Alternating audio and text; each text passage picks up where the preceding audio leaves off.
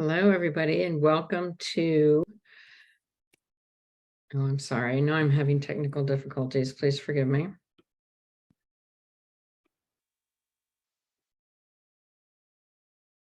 I'm sorry, I'm having a hard time sharing my screen. Here we go. All right, thank you. Welcome. And this is today's Activity Strong webinar is, someone raised their hand. I am Meg Laporte with the Link Senior Marketing team. And I will be doing several jobs today. One is introducing the folks in the folks doing the webinar, and also watching the chat and monitoring the chat. And I think someone raised their hand probably because the attendees can't intro in the chat, and I think I just enabled it. So hopefully if you guys could try it and see. There we go. Thank you. So sorry about that. Welcome again. This is using aromatherapy effectively in dementia care with Jennifer Stelter and Jessica Ryan. Again, my name is Meg Laporte with the Link Senior Marketing team. For today's webinar, we are providing one free NAB, NCAP, NCCDP, NCTRC, and NZSRDT CEU credit. To be eligible for the CEU credits, you need to remain in this webinar for the full hour. At the end of the webinar, I will provide you a required post-webinar CEU survey evaluation link in the chat box, and we'll also send it by email this afternoon. So please check your spam folder for that. The survey must be completed by midnight this Thursday. If you have any questions, please email us at webinars@linksenior.com. CEU certificates will be issued by email before the end of the day on Friday. And so let's get started. Again, this is the Activity Strong webinar. Using aromatherapy effectively in dementia care. This is Activity Strong is a part of Old People Are Cool was started via the Activity Strong or via Link Senior some time ago. And we are very proud to have some amazing partners in the Activity Strong effort, which is with NAP and NCAP and Activity Connection. And I just want to say that if you use the chat, please remember to put chat to everyone. It might be set to sending chats to just the host and the panelists. And we are very excited and proud to have to touch the lives of 50,000 residents in the US and Canada. Link Senior is based in DC, and we are a resident engagement company that offers technology, education, and human touch. We are very proud of the fact that we have clinical and evidence-based. And today's session, of course, is using aromatherapy effectively in dementia care. This is the introduction. Jennifer and Jessica will lead the bulk of it and then have Q&A at the end. The objectives for today are to understand the effects of olfactory stimulation on the brain, learn how to use aromatherapy with those living with dementia, fill your toolbox with several oils to get your aromatherapy program started.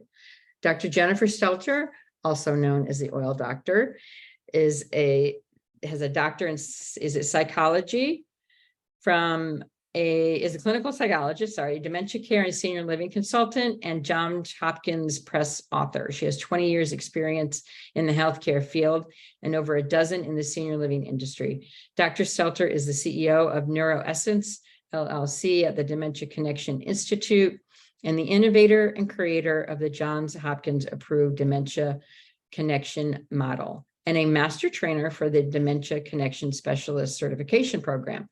She is also the author of The Busy Caregiver's Guide to Advanced Alzheimer's Disease. Jessica Ryan, also known as the Oil Mama, is a university-educated biologist and educator and a master trainer for the Dementia Connection Specialist Certified trainer certification program. She is also a certified dementia practitioner through the National Council of Certified Dementia Practitioners, an Aromatouch technique trainer certified by Dr. Hill, a top doTERRA wellness advocate and founder and co-creator of Aroma Techniques and aromatherapy and hand massage techniques specific to the vintage population. She's the CEO of the Oil Mama and co-founder and owner of NeuroEssence LLC. She has 20 plus years of experience in education and the sciences from high school to university and professional levels. Over the last 5 years, she has committed to staying in the forefront of evidence-based essential oil uses and increasing cellular nourishment as the key to a healthy mind and body at any age. She has also pioneered a specialization in working with the vintage population, healthcare professionals, and caregivers to educate them on the usage of aromatherapy, and the usage of therapeutic essential oils for longevity and quality of life as it relates to Alzheimer's, dementia, and brain health. And here are their emails, should you like to reach out to them. And we'd like you to consider registering for the next 2 webinars that we're hosting. The next one is Expanding Cultural Diversity in Senior Living with the Executive Director of NCAL, the National Center for Assisted Living. And then our winter gathering is coming up on December 5th, and we hope you will register for that. And so with that, I am going to let you take it over. Thank Jennifer. you so much, Meg. Appreciate that. And let me see if I can find my button to stop. Again, forgive me, I'm being not very tech savvy today. I'm trying to find my button to stop. Should be at the top towards, it should say stop sharing. Yeah, it should be, and it's not. Here we go. Thank you. Sorry about that. That's okay. Thank you so much for that warm introduction. I really do appreciate it. I'm gonna go ahead and share my screen. Make sure all my technology is working as well. Give me 1 second here.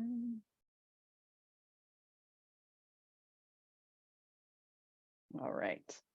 All right. So thank you so much again, Meg, for introducing us, for that warm introduction. I'm going to kind of skip our intros, but I just do want to talk a tad about our institute for those who aren't aware of, what is the Dementia Connection Institute. It's something that it's an entity that we opened up in January of 2022. So the institute is fairly new to the industry, but Jessica and I have been in senior living for over 15 years or so. And we've been in healthcare for 20 plus, as you heard. We decided to open up the institute really because there was a calling in dementia care for us to really provide good quality education when it comes to this disease process and really understanding how to navigate through the disease, what tools people should use, so on and so forth. And we wanted to really kind of innovate the way that people are receiving this information and implementing on a regular basis. With the Institute, we really wanted to, we've seen in this industry that people who are living with dementia, when the people that care for them are truly educated, they feel confident and competent in what they're doing. And from that process, it actually spills over to the care that they're providing. And ultimately, that person that they're serving wins because that person can live in their new world freely without judgments, controls, constraints, negativity, right? They can just be who they want to be. So they win. And then ultimately, the caregiver also wins too, because they're feeling like they can finally master this and be able to really help the people and serve the people that they want to every day. So it truly is a win-win. And so we really wanted to innovate that process through the Dementia Connection Institute. So we provide a lot of education and training to all types of care partners and care providers. We're the first institute open up to anyone who cares for those with dementia. And so with that said, we work with a lot of healthcare organizations, from assisted living, skilled nursing facilities, home care, home health companies, organizations, and we work with family caregivers as well. And so that education and training can look anything like a CEU presentation to a webinar to a staff training. We also developed our Dementia Connection Specialist Certification Program. So that's really mainly what we provide. We also do provide consultative services, so neuropsych evaluations, program development. We have some unique innovative programs that are non-pharmacologically based that we implement, whether it be for an organization or privately at home for a caregiver. And then we have a lot of resources on our website too. So hopefully you can check us out, dementiaconnectioninstitute.org. Go to our resource page. We have a lot of podcasts we've been on, webinars, we've been featured in magazines and things like that as well. So hopefully you'll check us out. All right, so we're going to jump into the webinar today. You already heard the objectives from Meg, so thank you. So we're just going to dive right in. So with that said, let's talk a little about what dementia is, so we kind of have an even playing field. I know we all come from different walks and we have all had varying levels of education around dementia. So just a couple of slides on what is dementia, and then we'll kind of hop in to talk more so about how aromatherapy can be so effective in dementia care. So, dementia itself is not actually the diagnosis. You may have heard that before. The actual diagnosis is called neurocognitive disorder. And that is located in our DSM-5, our Diagnostic and Statistical Manual, version 5. And that's how we diagnose today. And if you could think about it, right, I mean, years ago, we couldn't even do that. It wasn't even in the DSM, but now it is, which is great. But we use the term dementia because it's well known, and we'll use it throughout this webinar as well, because it's what people can relate to. But the term dementia, again, not the diagnosis, it's an overall arching kind of descriptor that means loss of mental functioning. And that overall descriptor shows that there's a lot of versions or forms of dementia. So you can see here under the umbrella, Alzheimer's disease being the most common, there's frontal temporal dementia, Lewy bodies, and so on and so forth. So there are lots of different forms of dementia. And so as I mentioned, the term itself is called loss of mental functioning, but it can cause deficits in language, learning ability, judgment, orientation, and memory. And so depending on which deficits they have, that will equate to which type of dementia they have, or which type of neurocognitive disorder that they have, right? And that can span from mild to major. It's a spectrum. As I mentioned, Alzheimer's disease is the most common form, about 2/3 of all cases. But if you can believe it, there's actually over 100 different dementias, over 100, which is unbelievable. Our research has come so far that we're able to really look at defining what type of they have and what treatment's available and things like that. So we really have come far in our research.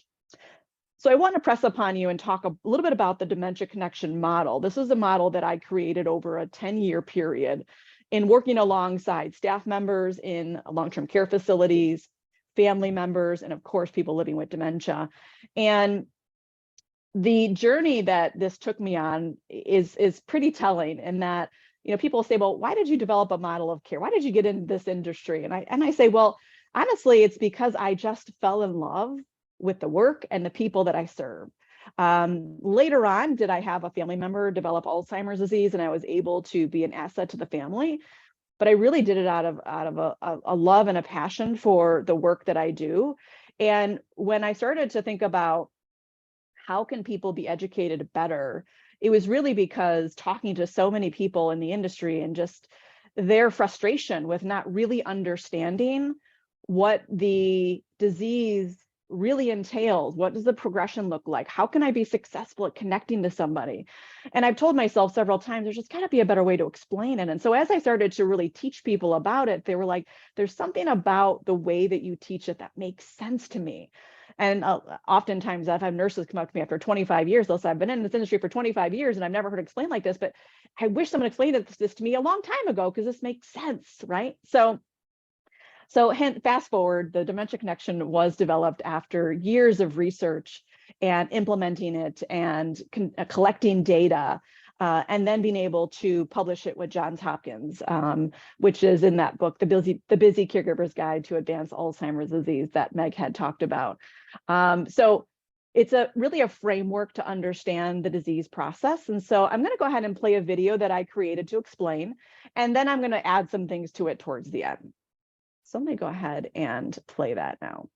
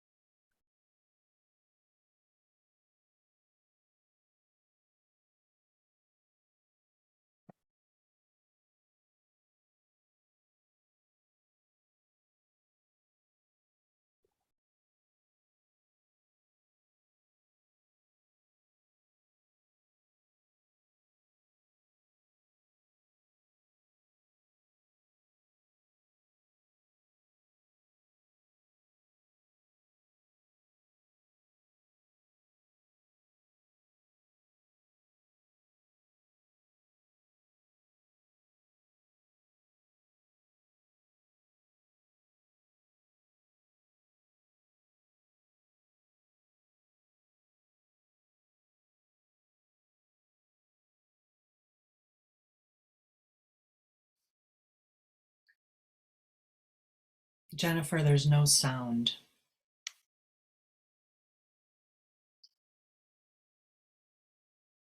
Okay, I'm being told that there's no sound. And I don't see an ability to turn my sound on from the webinar component. Okay, so what I'm going to do is, since you guys can't hear it, I'm going to go ahead and just explain it to you. So let me go back to a earlier slide here. Thank you, Jessica, for letting me know that. Okay, so sorry about that. Having technical difficulties with the sound. So what they were initially explaining was that there's 3 pillars to the dementia connection model. There's the theory of retrogenesis, the active habilitation, and using sensory stimulation as the main tool. So let's go through these. So the theory of retrogenesis, this being the first pillar, is really an explanation of what happens as the disease progresses. You may have heard that as the disease progresses, people are moving towards a younger state. Well, what does that mean? So Dr. Barry Reisberg actually is the founder of a lot of this information from years of extensive research. And what he found is people who are moderate to late stage, that they actually have the developmental age of anywhere from 7 years old to 4 weeks old. Okay, I'm going to say that again, 7 years old to 4 weeks old, right? So let's think about that, right? And so in his research, he actually looked at the actual physical brain too of a person with advancing dementia and a 7-year-old child, and found that the similarities were uncanny. And so through his research, we learned that all of their skill abilities are going to go in reverse towards infancy. This doesn't mean that we treat people with dementia like children. It just means that we can understand that when someone who's in front of us, who may be the age of 60, 65, 85, 90, that they don't have the skill abilities of an adult, they have the skill abilities of a young child. And we need to understand that so we can lower our expectations of what we expect them to do every day and help guide them through this process in terms of really trying to encourage their independence with the skills that they still have. So let's think about in this theory, right? What is it like to be a 7-year-old child again? What is it like to be a 5-year-old child? Well, that world is different than yours and I's. And you probably have heard, well, it's different, people with dementia live in a different world than you and I. And that's true, because the world that they live in is very much focused on what is coming in through their senses. So what they see and hear and smell and taste and touch. They're going to rely on that more to navigate their world and kind of learn more about how do they communicate to people, how do they connect to people, so on and so forth. Very similarly to how young children, when they're first born, they totally rely on all of their senses to start to learn skills like walking, talking, eating, all that kind of stuff, okay? So it makes sense that one of the pillars in the dementia connection model would be sensory stimulation as your main tool, because that's the world they're living in now, okay? The active habilitation, what that is just saying that we're going to use sensory stimulation over and over and over again, very consistently throughout their day. So that way they can start to really attribute these signals and signs to what they should be doing. So what I found in my research is that not only does sensory stimulation have an immediate effect within seconds, but it also has a long-term effect over about 4 weeks, where individuals will start to learn what these signals mean, and that guides them through what they should be doing, okay? So in this framework, it really gives you an understanding of what's happening, how you should go about it, and what you should be using, right? What tools you should be using. So it really is all encompassing. Now, when stimuli comes in, what we learned is that there's a physiological reaction and a psychological reaction. So the physiological reaction is that when stimuli comes in, it activates that limbic system of the brain. And that limbic system houses two important organs, the amygdala and the hippocampus. The amygdala is really important for generating feelings, and the hippocampus is important for generating memories. So when we use sensory stimulation, whether good or bad, that's going to come in and influence those feelings and those memories, okay? So we wanted to really focus on using positive stimuli that they like to, again, see and hear and taste and touch and smell.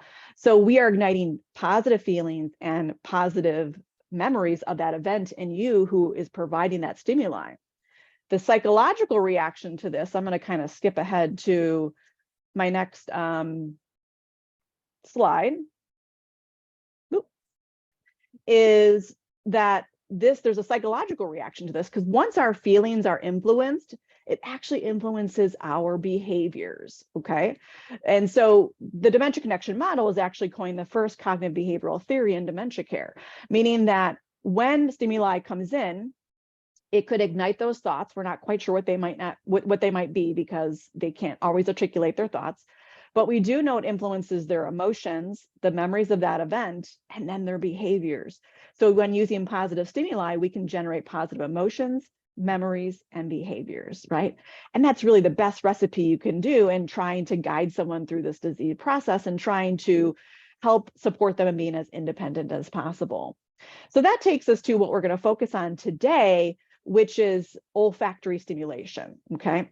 So we're going to talk about what we smell, how that can truly impact our tools and what we use every day for dementia care. So with olfactory stimulation, when you think about all the senses, this is actually the very first or the most effective stimulation that you can give somebody. And why is that? It's because I'm going to just play a video. There's no sound to this, so you're not going to hear anything, and that's okay. But you can see here that as the particles are coming in through the nasal passage and going to the base of that limbic system, that's called the olfactory bulb. So, and it ignites that limbic system, like I had talked about, that physiological reaction, which we want to happen. So it will have that snowball effect of positive feelings, memories, and behaviors, right? So with olfactory stimulation, I'm going to play that again, is that it comes in and it directly influences that limbic system right away, because that olfactory bulb is on the base of that limbic system. Where with other types of stimuli, whether that be what we hear, what we see, etc., that goes somewhere else in our brain first. It registers, and then it makes its way to the limbic system. So it's a little bit slower of a process, although this process is still quick, right? With the olfactory, there's a direct influence, not an indirect influence. So it really is one of the most powerful tools you can use when it comes to effective dementia care. And Jessica's going to start talking a little bit more about why aromatherapy is so effective. Yes. So our sense of smell is extremely unique and profound when it comes to Alzheimer's disease, and due to its effect on the brain, and along with the decline of it over the aging of the disease, there's a lot of high concern and urgency to begin immediately exercising one's sense of smell, just like you would exercise the brain, just like you would exercise your muscles. And the main reason being that what we've found out is that now when one is diagnosed with mild cognitive impairment, if it is paired with olfactory deficit or decline, typically within 2 years, Alzheimer's disease is diagnosed. And because of that considerable prevalence in those living with dementia, we've got to see how this potentially affects their abilities as well as their mood. We have to understand that there's a relationship. There's a strong implication on daily life. A couple of examples. If you can't smell a burning fire, right, you're not going to run out of a building to save yourself. If you don't smell food, does it whet your appetite, or does it signal to your body that you're hungry or that it's time to eat, right? So we need to see that there's a lot of importance and reliance for your daily skills, and then we take that for granted. So this is really important, and it can be very effective and a great tool to introduce. Okay, so, basically because of this very important sense, this is just as, important as exercising the brain and the muscles. And basically what this is just the very first study that demonstrated positive influence of smell stimulation. This wasn't anything specific like essential oils, it was just an odor exposure. But this shows you that there was already significance here. And we know now that you are 75 times more likely to remember something if it's associated with a smell. So it has a very, very profound influence. These specifics or statistics are from clinical trials that are specific to Alzheimer's patients. In almost every single trial, which is really unique, they use human use, that everyone, including the control group, all had positive responses. So anosmia often becomes present with those with Alzheimer's disease. So later on in the stages of dementia, a lot of times they can lose their sense of smell. And so the question becomes, well, then does aromatherapy or odor exposure work? And the question is yes, but that is specific to essential oils because they contain chemical constituents that still, those molecules will go into the nasal passages, still have the ability to get to the olfactory bulb and ignite that limbic system. So in order to bring in a tool, you have to understand the tool, right? So let's talk about what an essential oil is. It's natural aromatic compounds that are found in plants and trees. When you walk by a plant or a tree, the essence or what you smell, that's actually the essential oil. Typically, they're obtained through processes called either steam distillation or cold pressed extraction. And what that really means to the end user is they're extremely concentrated. So a couple of drops per application is all you're going to need to use them. And another question that comes up is, where do I get oils, or what do I need to know about them? And their highest potency are when they're harvested in their native lands. Their climate, soil, and temperature are indicative to them, and so they're going to yield the highest medicinal benefit and therapeutic benefit. Why do they work so well inside of our body? Because they have very unique characteristics that are much like ours, because plants are made up of cells. So essential oils are extremely small in molecular size. And when we think about what we want them to do, we want them to actually be able to penetrate our cell membranes. We're made up of hundreds of trillions of cells, and we want those to be able to penetrate our cell membranes and actually get inside the cell. And so they're extremely small in molecular size. They're lipid or fat soluble, and they cross by passive diffusion. If you can remember, like back in freshman biology, going from an area of higher concentration to lower concentration until it's equal, and that's really how they work in the body. But what's really great for essential oils is that even when our cells are physiologically compromised or diseased, essential oils still have the ability to cross a cell membrane even if it's damaged, because essential oils have something called an independent traverse system, which really allows them to break through that cell membrane even if it's damaged, which a lot of times synthetic medications, we just haven't figured out how to do that yet. So why would you want to bring in an essential oil? What does it do? It really, how they work is they work to restore homeostasis or balance in the body. I'll give you a real quick sort of example of this. Everybody has smelled peppermint, right?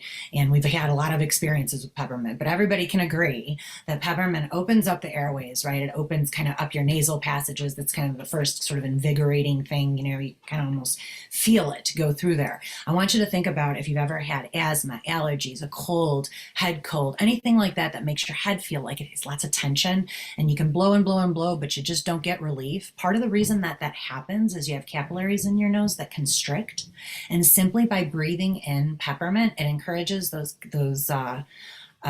capillaries to dilate. And so what it did was it restored homeostasis and helped you, right? And then in addition to that, they have quick responses. It takes 22 seconds aromatically to start having a positive effect on the body. And even it's going to have effects psychologically, pharmacologically, as well as physiologically. So there really isn't an issue that you can't find an essential oil that you can start help to be proactive in maybe certain behaviors or situations that might arise. Lots of benefits to aromatherapy. They can provide cognitive and olfactory stimulation, which is basically exercise for that nose. It can be invigorating, so these can be great for the morning. It can increase appetite. With lots of wellness dining programs have been created with citruses. They can decrease comfort or discomfort issues. One of the great things about bringing in essential oils, especially when we talk about our folks with dementia, this can bring in a benefit of touch if we're going to bring them in topically. They can elevate the mood and concentration. Lots of clinical trials revolve around what they show balancing neurotransmitters in our body, which can really be great for our mood. They can decrease fearful and anxious feelings by calming the central nervous system. They can suppress sundowning behaviors. And this is great because we know that that happens typically around a certain time, so we can be proactive. And it also can help in restful night's sleep. So lots of different ways to integrate them depending on what you're looking the outcome to be. You can use these a couple of different ways. We encourage aromatic or topical use. Aromatic use, as you see here in the picture, this is a diffuser, probably the least intimidating way to use an essential oil. You can put water in it to a fill line, then a couple of drops of essential oils. Really, you just have to be cognizant of the size of the room. So those are built to service certain square footages. And then you just put it in, you turn it on, it turns off when the water runs out. This is great for earlier stages because we don't have to worry about that being cumbersome. When we get into the later stages, they can knock it over, try to drink it, that type of thing. And that's where we move over to something called personal diffuser dots. And personal diffuser dots really are just sticky on one side and they're felt on the other. You put whatever essential oil, which allows it to be really personalized to the person. And then you just kind of walk up to them and you can hide it under a lapel or on the top of a shirt. And they kind of walk around with a personal diffuser for about 6 to 8 hours. And then you just throw it away. It's disposable. But the aromatic use can also aid in respiratory function. I know as our vintage folks typically have quote unquote leaky faucets, always, kind of runny noses. So this can be really beneficial at that time. Really great for affecting the mood because it's going to have that positive effect on the limbic system. And then it takes about 22 seconds for you to start seeing that effect. So almost immediately. Then, of course, we have topical use. You always want, if this is somewhere where there's discomfort or, joint issues, or you just want to connect with someone, right, by using the benefit of touch here. Always dilute with a carrier oil. I do not care what anybody says, never ever use an essential oil neat from the bottle. Typically, as I told you before, there's steam distillation, cold pressed extraction, highly concentrated. If you were to get a 5 milliliter bottle of rose essential oil, it takes approximately 250,000 rose petals to create that. So you can agree with me that they're highly concentrated, and about 85% of negative occurrences that happen with pure essential oils are skin sensitivity. And we can eliminate that problem simply by diluting them with a carrier oil. Carrier oil is anything fat soluble. They can be coconut oil, vitamin E oil, almond oil, jojoba oil, anything that just sort of dilutes it. And what it does is it takes it off the top of the skin and it drives it kind of deeper into the tissue, which is where we want it. And you always want to test patch about 24 hours before you use it just to make sure that there's no skin sensitivities there. It takes about 2 minutes when you use them topically to enter the bloodstream as opposed to the 22 seconds with aromatic. And what the great thing about using them topically is you can also put them on pulse points like the wrist, behind the ears, the base of the neck, and you're also getting that aromatically. So it's kind of a double whammy for them. And of course, we always have to talk about safety. I've attended plenty of workshops and such where I've heard people say things like, it's natural, it can't hurt you.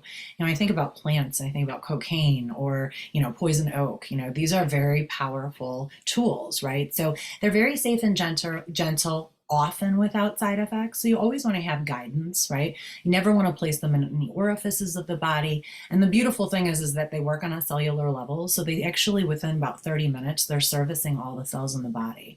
Always want to dilute with a carrier oil. The only reason they're considered an oil in the chemistry world is because they don't mix with water. So water will intensify things. So if there is a negative reaction topically, always dilute with carrier.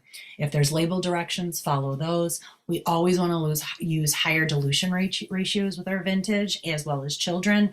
Typically they have thinner skin, so we use a 10 to 1 drop ratio. So 10 drops of carrier oil to 1 drop of essential oil. All right, so we want to throw out a question to all of you, and if you can answer this in the Q&A part, that would be great, because I know sometimes the chat box gets really full. So answer it in the Q&A part, but we're going to throw this out to you and come back to these questions in a few slides. But we just want to ask you, have you used essential oils with your residents before? And what has been your experience? And we're going to kind of share some of that here towards the end. So again, have you used essential oils with your residents? What has been your experience? If you can throw your answers in the chat box, that would be great. But I'm going to talk a little about how important it is to choose the best oil. We're getting some questions already, which I'm answering in the Q&A about what oil should I use for that? What oil should I use for that? Which is awesome, because we should be thinking about intentional use, right? Sure, a lot of oils smell good, but that's not really why you're using essential oils. You should be using them intentionally because you know certain residents have certain symptoms that you want to really try to mitigate. And so it is important to choose that best oil. Now, preference is key. So, you know, Jessica mentioned earlier, some people who are progressing through the disease may still have the ability to smell and some do not. So if they still have the ability to smell, you want to definitely, you know, kind of put it underneath their nose, have them take a whiff and see if they like it. Because if they don't, you don't want to use that, because that's going to be a negative experience, right? Because that's going to influence negative feelings, memories, and behaviors, right? Which we don't want. So if they like the smell, you can move forward with that intentional use. And if they don't, that's okay, because what's great about essential oils is if one oil they don't like, there's another oil that does the exact same thing that has a different smell, right? So it all depends if they like the smell of flowers versus trees versus herbs, you know, those kinds of things. Now, if they don't smell or they can't smell anymore because they have anosmia, then it doesn't really matter what the smell is. Maybe you want to choose what the caregivers like. So it's a good experience for them. But again, intentional use is which oil should I use that has the ability to mitigate some of those symptoms, right?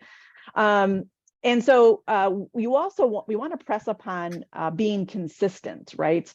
You know, a part of this is strategically implementing these oils, you know, if it is intentional for the morning time, if it's for the afternoon, it's for the evening, when do these symptoms occur? So it's really important to intentionally schedule in these oils and really be consistent with it. And you want to use reputable resources. You know, Jessica and I really do like the work of Dr. Scott Johnson. He has a few books out. One is called Modern Essential Oils. And, you know, he has just really broken ground in terms of really publishing a lot of evidence-based material around it. But definitely work with a person or a group who knows what they're doing, because not all oils are safe for our vintage folk and for those with dementia. So we want to make sure that you're using appropriate oils. And the oils we present to you today are safe. We also want to encourage you to keep a journal, what's working, what's not working, things like that. And so I wanted to elaborate a little bit more in talking about, when I talk about being consistent and scheduling these oils, what does that mean? That really is the act of, and Charles talks about this a lot at Link Senior, which is social prescription, right? And within social prescription, which is really about focusing on their social aspect of their health, which makes up 70% of our health, there's a action in there, which we call prescriptive engagement, which is prescribing engaging kinds of healthy kinds of tools that these individuals would benefit every day, right? So instead of prescribing, for example, that Ativan PRN for sundowning when that person is, you know, displaying maybe aggressive behaviors, or they're wandering a lot or repeating themselves a lot, right? You would use lavender essential oil, right? At that time, right? So it's no different than that. So we're prescribing non-pharmacological tools that can be used all the time. And you can do that very strategically with essential oils, because there's an intentional use for each of them, and when those symptoms occur, right? So this is really about being proactive, right? It's about knowing the resident And if they're a new resident, it's kind of finding out what works for them, or what is that, how often are these symptoms kind of displayed and things like that. And then it's scheduling those oils before that symptom occurs to try to mitigate or stop the symptom altogether. And so with that said, we want to try and prevent as many of negative response behaviors that we can. And in the event that they do occur, what's great is you can still use the essential oil in the moment. And as Jessica said, it works within seconds, much faster than an RX medication can take up to 30 minutes to start working. So we do want to use these oils very intentionally. Now, what Jessica's going to do is she's going to actually go into what oils would we recommend that are safe for morning, afternoon, and evening. So for morning essential oils, peppermint is going to be a great one, as we kind of used as an example earlier. This is great to help focus. Back in the 50s, teachers used to give students mints before tests because it increased their test scores. So we know already that mental clarity, all kinds of things like that are great. And it's high in a chemical constituent called monoterpenes, which have been trialed to show that just simply by breathing in things that have monoterpenes in them, that the brain is actually oxygenated up to 28% more than it's currently getting, and which might be, why the focus starts to occur a little bit more. It can be very invigorating. It can reduce nausea. A lot of times, you wake up in the morning, you just kind of feel unbalanced. So it can be really great for that. Diffusing in the morning, using the diffuser dots. You can use it topically. It has a cooling sensation to the body as well if it's used topically. The other oil that you can use in the morning is going to be orange. Wild orange is great, and any citrus in the morning is going to be fantastic. And the reason being is that citrus oils typically are mood elevators. They are shown to show balance on serotonin. So uplifting to the mood, very energizing. This is a great thing for the morning, right? It also increases the appetite. So this can be used in different wellness dining programs, start to diffuse it or allow them to smell it 15 minutes before they're going to eat. Again, another one that's very high in monoterpenes, so very invigorating, to the senses.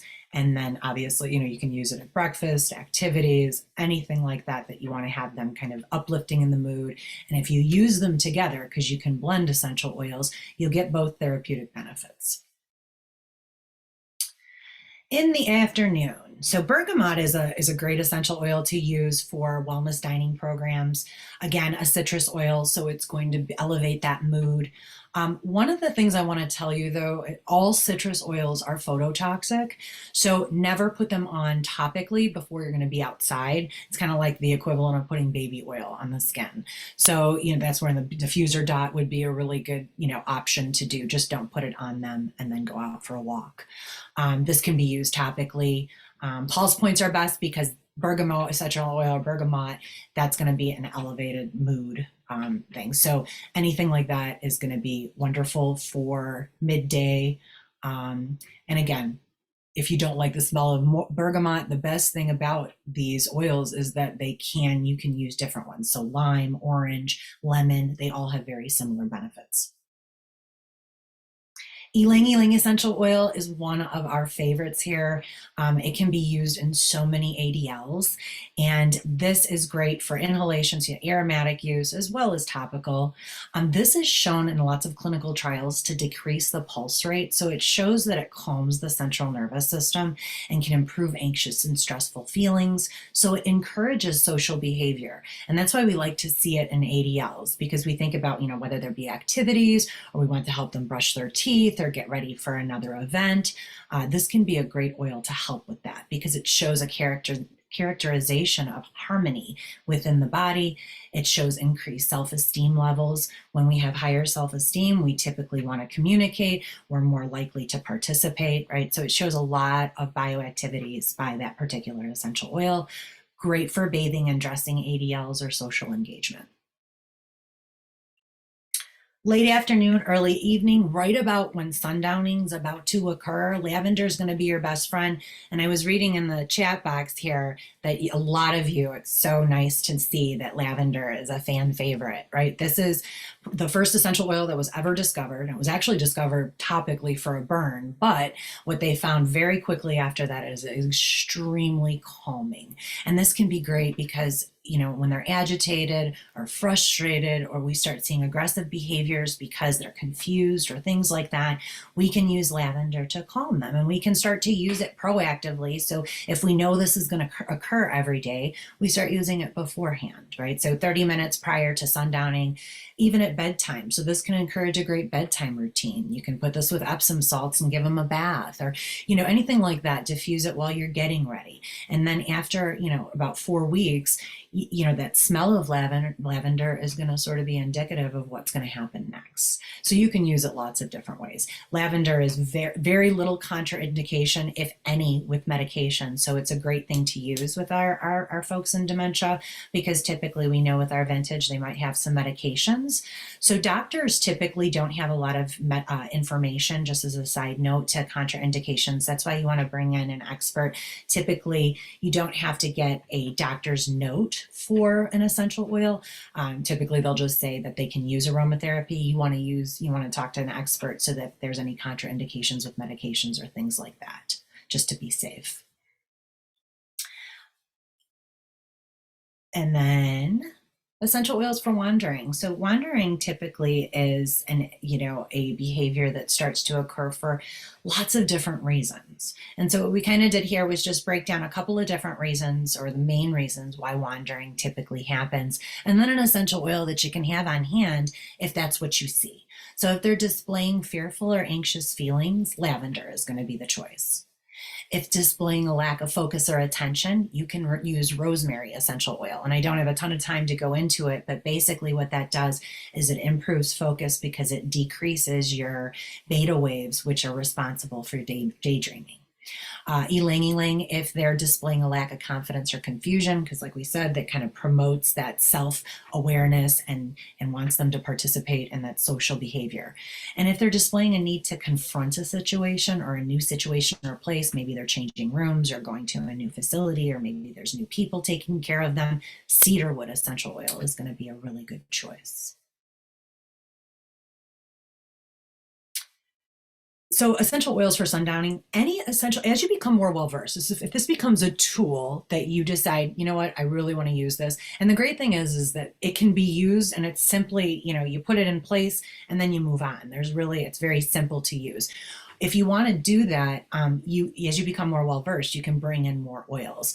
These were just a list of essential oils that are very calming, and we love clinical trials. And as Dr. Stelter had kind of shared with you, Dr. Scott Johnson happens to be a fan favorite over here because he ultimately writes his book listing all of the clinical trials that, you know, and why things would be good for specific behaviors, and he goes into a lot of things with Alzheimer's disease.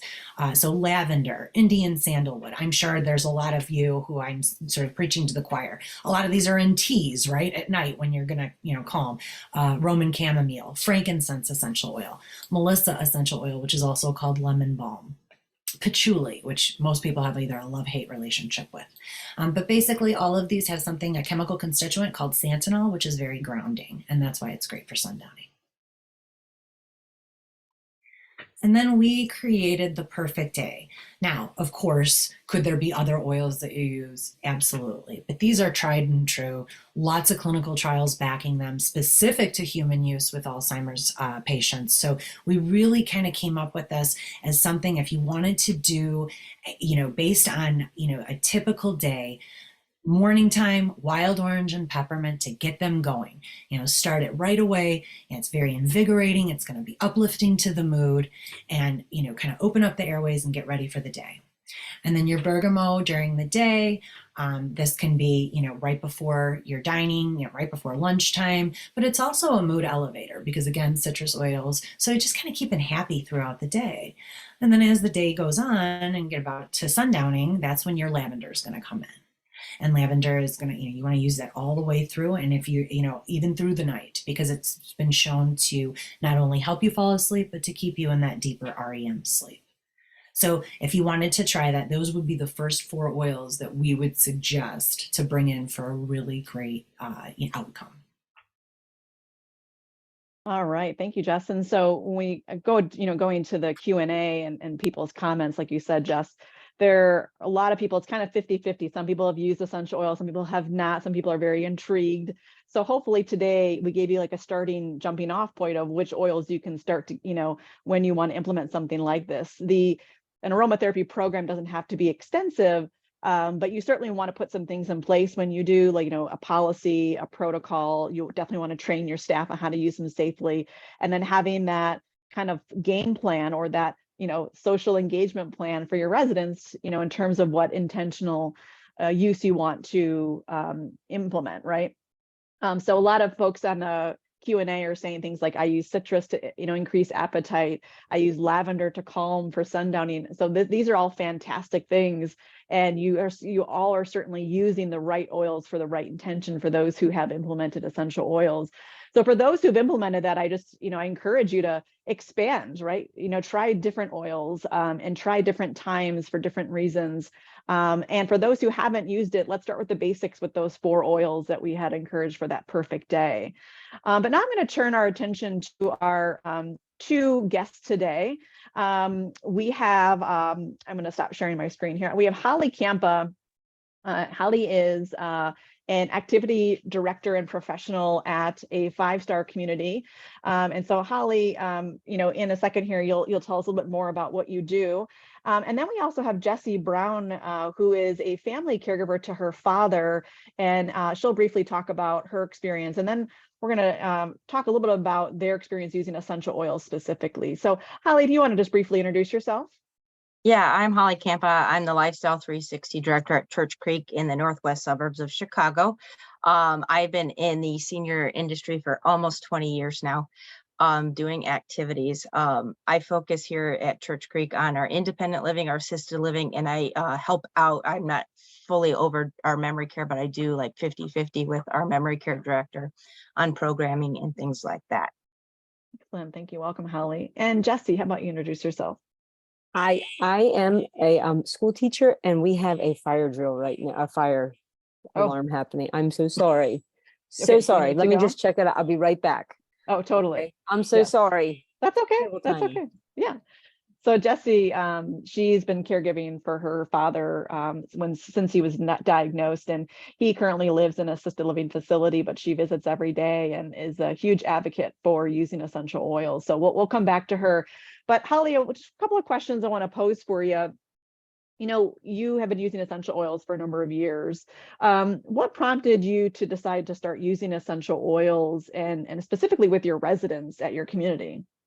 Well, it's kind of started out, our sales director got invited to an event. So I went and I said, oh, this is amazing. Let me, I kind of then took over all of that and started doing it. We started a little bit here, but then, with different things, I then started using them more at home on my own directly. And then I came back once I understood a little bit more on my own back into bringing them into the community and using them daily with our residents. So that's kind of where we've even done our QA or QAPI on using essential oils with our skilled residents when we had our skilled nursing. So we then also did it with our assisted living and memory care, but it was our actual QAPI for activities. And for the QAPI that you were using it for, what was the kind of problem you were trying to solve by using essential oils? Well, with a lot of the residents, our long-term residents had dementia or just needed a lot of care themselves. And then we were short-term. So it was a lot of in and out, anxious with therapy, needing that calming in between therapy sessions, things like that. So we use the personal diffuser dots all the time with the residents. We still do it. It's like our first thing in the morning with activities. They get to select their oils, but tracking residents who then had the sundowning, anxiety, different things like that, and what oil was used, what their mood or behavior was happening, and then the outcome after it was used. And I mean, I had my staff were like, it worked. Even the nurses and stuff like, ooh, that resident calmed down after you did that. Excellent. Yeah. So you not only, of course, were able to use this to help with the quality, within your community and really trying to tackle those kind of, rigorous response behaviors that were occurring, but you also really could just see the happiness on the residents' faces, and you saw the staff were responding like, "Wow, this is working! I Yeah. have tools." That's excellent. Mhm. Jesse, welcome back. Sorry about that. That's okay. Hope everything's okay. Everything's good. Yeah, good. So you want to briefly introduce yourself to folks, and then we'll get some questions on the board here. Sure. My name is Jessie Brown. I care for my dad. He has Alzheimer's, and I've been on the journey with him for about 8 years. He's at the later stages now, but I have so privileged to go in there every morning to get him ready, and then every night to put him to bed. So I'm there and in the facility and seeing him daily. Mhm. And I know you started to use the perfect day, which we had talked about. And Yeah. so tell us a little about your experience using the perfect day with dad and the caregivers that are using it with him. Yeah. So, unfortunately, he can't articulate anymore kind of how he enjoys or doesn't enjoy certain things. But, I said to myself, why not? Why not? I know you guys have done a ton of research, and um, just I never know the benefits to him in his mood, because he's pretty even keel now. I wish I would have seen it earlier. He was a little anxious in the earlier stages, so it would have been interesting to see, but it can't hurt to try. And what I've seen though is when I put the diffuser or the oils in the diffuser, his room smells better. And when his room smells better, people probably want to come in and see him a little more. Um, and I even have some of the caregivers that actually put the oil in when I'm not in there, and so they've really bought in. They enjoy it, and I'm sure. I mean, it smells up the hallway, so more benefits for even more residents. And I've even had a resident comment a couple times on some of them, just saying it's amazing. And little do they know the real benefits of it that are helping them too. Absolutely. So you're seeing that not only, of course, there may be a possible benefit for Deb, but the people around him are benefiting from this as well, really making this a win-win, kind of what we talked about with the Dementia Connection model. And so I think that's awesome that you can see just an immediate experience, but then also that the caregivers are saying, I want to keep using this with Yes. your dad, and can I use this with other residents probably too? Right, Yeah, exactly. that's wonderful. Very cool. Holly, just kind of going back to you, you started to mention some benefits that you saw, like, calming of anxious feelings, calming of some of those sundowning behaviors. What are some other benefits or, some stories that you have specifically with some residents that you've worked with that have really taken to using essential oils? Jessica, she's already laughing. We have a resident that when she came to do a demonstration and explain essential oils kind of towards the beginning, the resident asked for something, his nose is always stuffy. So she handed him peppermint. Not did he just didn't sniff it. He shoved the bottle up in his nose and inhaled deeply. So that's just always something we laugh about. You really don't want to do that, but I mean, he's like, oh, I can breathe now.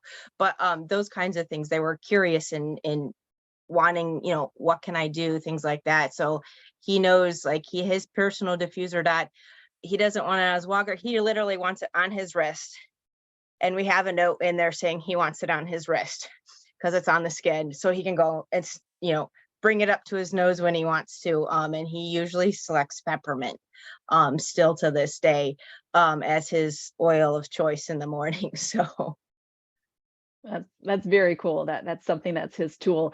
And so kind of on that same note to both of you ladies, what is it like to have like a physical actual tool that you and Holly, for you, your staff can use with the residents, and then the residents themselves, for those who are a little more cognitively intact and can use it for themselves. But what is it like to have just a tool right there that you can pick up and use without really even thinking about it?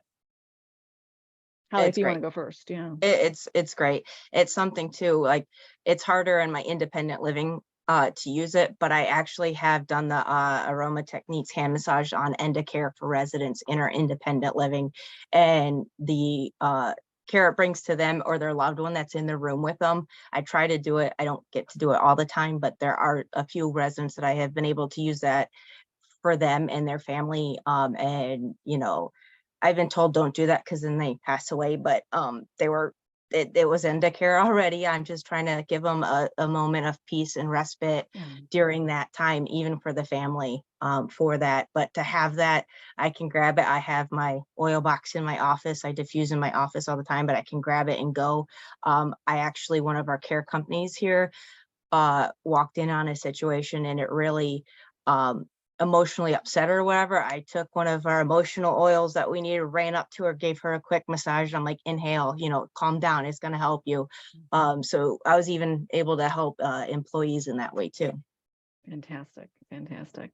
And so Jesse, how about yourself real quick before we get to questions here? Sure. So during this journey, I've learned very quickly, there are only so many things you can control, and you have to kind of go along with it. But to have this tool, I feel like, and be able to break it out, I feel like I have some sort of a little bit of a control to help my dad in a world, making his world a little bit better. And as a loved one, that means so much.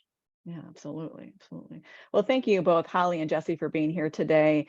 I know we're about out of time here, but I just quickly, summarizing some of the questions that are coming in through the chat box is, where do we get aroma personal diffuser dots? Where do we get oils, right? I'm going to encourage folks who have these questions, please contact us at dementiaconnectioninstitute.org, or you can email us at support@neuroessence.org. If you go to our website, you can contact us directly through the website as well. So dementiaconnectioninstitute.org or support@neuroessence.org.